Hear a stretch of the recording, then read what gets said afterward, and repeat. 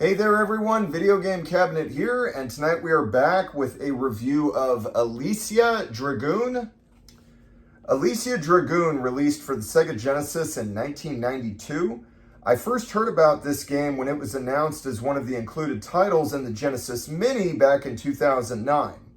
It looked so good that I bought the authentic CIB for my collection right away, but I only played a little with cheat codes at the time. So this past weekend, I decided to finally run through the game legitimately, and I just beat it on normal mode this morning. Alisia Dragoon is a beautiful fantasy-themed platformer featuring outstanding sound design and level layout, as well as some offbeat play mechanics that take a little getting used to before you can handle the game's stiff challenge. Alisia Dragoon's art style, atmosphere, and especially its sound effects and music are absolutely incredible. The make-believe world that the developers created here is vintage 1980s, early 1990s fantasy, and I adore it. The music pulls you in right from the opening sequence with those nostalgic metallic notes that the Genesis produced so brilliantly in its heyday. The whole soundtrack is positively marvelous, and the sound effects from the many explosions and item retrievals fit the retro vibes of the era splendidly.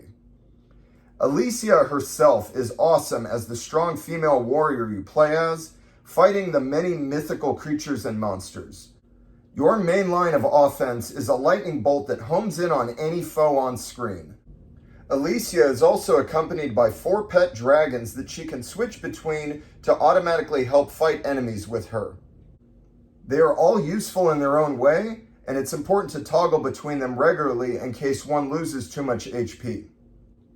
Exploration is a key component of Alisia Dragoon, adding a substantial layer of depth and replayability to the campaign. I was deeply enthralled with how you are encouraged to search for all sorts of hidden openings throughout the 8 levels, as you are rewarded with important upgrade items. You can strengthen Alisia's lightning shot, increase her health meter, level up your pet dragons, and even earn extra continues. It seemed like there was always more treasure to find until I felt fully powered up to press on further. My one problem with Alisia Dragoon is that the homing lightning is your only form of standard attack. Sometimes it hits the enemies you want, sometimes it doesn't. I desperately wanted the ability to perform a conventional strike of some sort.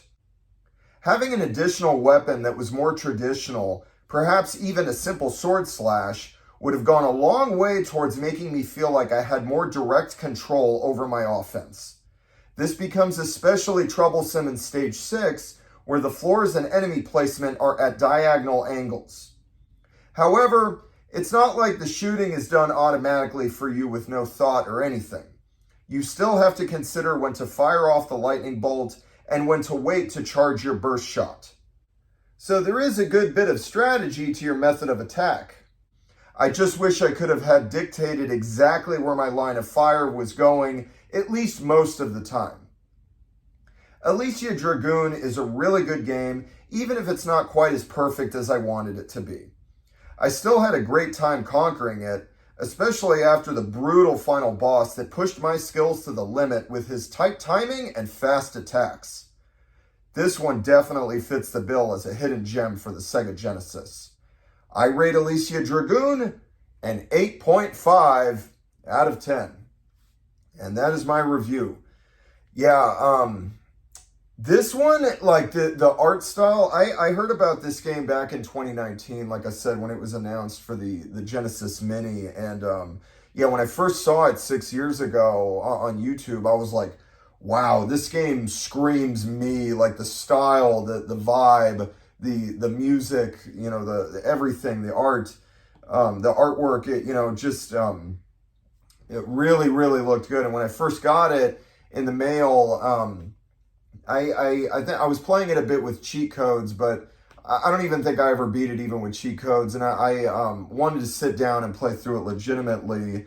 And it was just too hard for me at the time. I was playing other games 6 years ago, getting other stuff off my backlog. But this past weekend, I really wanted to sit down and march through it. Like I said, the art style, the music, the level exploration, just everything. is just amazing. I really wish I could have given it like an even higher score, like a 9.5 or something, but the odd way that it has you only attack automatically when you have to choose when to fire the lightning bolt, but it automatically zooms in on whatever enemies it wants to. And sometimes there's a lot of enemies on screen and you can charge up your shot to like zap all of them, but like when you wait only a little bit, it'll zap one particular one, and you may not have a choice on which one you don't have a choice on which one it's zapping. It's just going to the nearest one. And especially on stage 6 where things are at odd angles, it's kind of funky. It's troublesome. I seriously wish that just in addition to that homing lightning, that was fine, just also have a sword slash that you could do. Like there's 3 face buttons and then the start and select. I think it was like one of the face buttons, I think it was A, like has you switch the little pet monsters, pet dragons that you have by your side. They should have made that like the select button or something and have A, like just a standard issue sword slash or spear thrust or something that you have direct control over. And then the other button for the jump and the lightning attack that homes in on everybody. I think that would have gone a long way and would have gotten the game a full extra point, because everything else about the game is just unbelievable. The sound design, the audio work here is just amazing. The sound effects and the music are just amazing. And just like the whole atmosphere and vibe is very 1980s, early 90s fantasy type stuff that you would see in a lot of movies like Conan or Red Sonja or Xena Warrior Princess. And it's really cool, really, really cool, for an old Genesis game like this. So, but I still really, really, really like the game a lot. There's a lot about it that I absolutely love and adore. And I got used to the lightning attack and stuff. And the pet monsters are cool. They do their own attacks, by your side. You don't have control over that. I just wish I also had, like a standard sword slash or something to do, on top of everything else. Anyway, so that's pretty much all I got. 8.5, strong 8.5 for Alisia Dragoon. This is a really, really cool hidden gem for the system. Really good / great game.